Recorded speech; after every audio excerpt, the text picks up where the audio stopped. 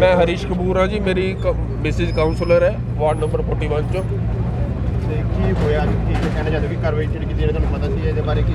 देखो मेरा कोर्ट में केस चलता सीगा। रात डीसी मैडम ने 8 बजे ऑर्डर किए हैं, सवेरे उरे 7 बजे इंप्लीमेंट करना।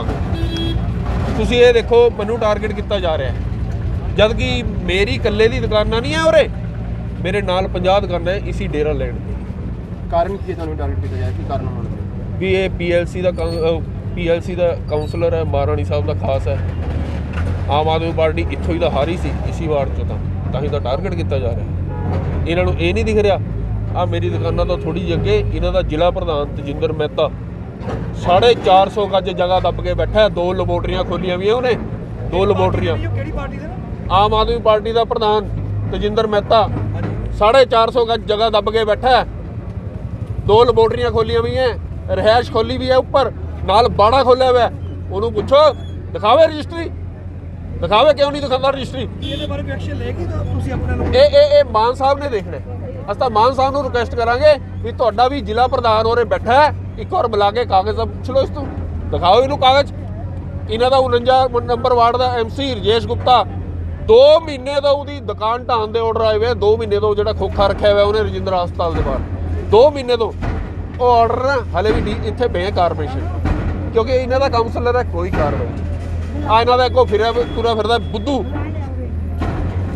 बुद्धू सरहदी बाजार 2 दुकाना पाइया हूँ, सरेआम खड़ के बंद है, कोई कार्रवाई। सिर्फ मैनू टारगेट किया गया है। रात को 8 बजे ऑर्डर करके सवेरे 7 बजे इंप्लीमेंट करन आ गए। इस तो उपर की हो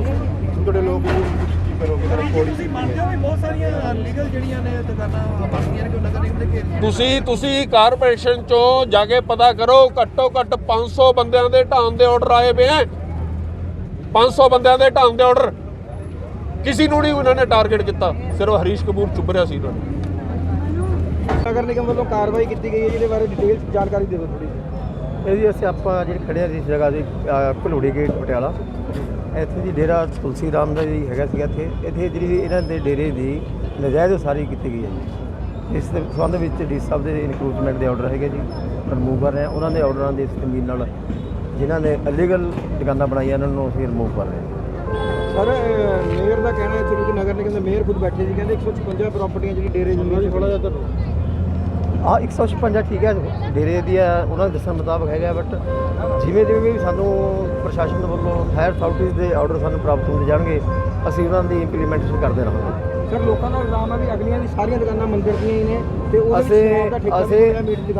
ਅਸੀਂ ਜਿੰਨੇ ਵੀ ਹੈਗਾ ਇੱਥੇ ਜਿਨ੍ਹਾਂ ਨੇ ਇਲੀਗਲ ਇਨਕਰੋਚਮੈਂਟ ਕੀਤੀ ਹੈ, ਅਸੀਂ ਸਾਰੀ ਮਾਰਕਆਊਟ ਕੀਤੀ ਹੈ ਤੇ ਅਸੀਂ ਸਾਰਿਆਂ ਨੂੰ ਰਿਮੂਵ ਕਰਕੇ ਜਾਵਾਂਗੇ। ਆਪਾਂ ਮਤਲਬ ਸਮਝੀਏ ਕਿ ਕਾਰਵਾਈ ਅੱਜ ਤੋਂ ਸ਼ੁਰੂ ਹੋ ਰਹੀ ਹੈ ਕਾਰਪੋਰੇਸ਼ਨ ਦੀ। ਬਿਲकुल ਜੀ, ਬਿਲकुल। Thank you sir. ਕਿੰਨੀਆਂ ਦੁਕਾਨਾਂ ਤੋੜੀਆਂ ਗਈਆਂ ਟੋਟਲ? ਦੁਕਾਨਾਂ ਤੁਹਾਡੇ ਸਾਹਮਣੇ ਆ 2 ਤੋੜਤੇ ਜੀ, ਅਸੀਂ ਬਾਕੀ 1 ਬਾਈ 1 ਕਰਕੇ ਸਾਰੀਆਂ ਤੋੜ ਦਾਂਗੇ। ਜਿਹੜੀ ਜਗ੍ਹਾ ਹੈ ਇੱਥੇ ਪਾਰਕ ਬਣਾਇਆ ਜਾਏ ਕਿ ਕਿਸ ਤਰ੍ਹਾਂ? ਇਹ ਬਾਅਦ ਚ ਇਹ ਕਾਰਪੋਰੇਸ਼ਨ ਦਾ ਜੋ ਡਾਇਰੈਕਸ਼ਨ ਹੈ।